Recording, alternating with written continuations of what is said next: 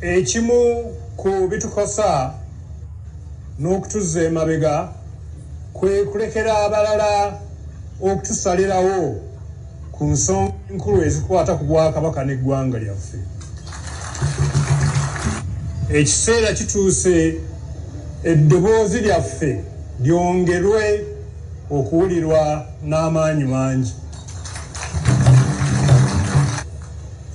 Okusobola okutuuka ku kino, tuteekwa ffenna obutazingira mikono mabega, nga kyengezaako okutegeeza nti ekiseera kituuse twenyigire mu byobufuzi ne mu bukulembeze mu bifo ebitali bimu.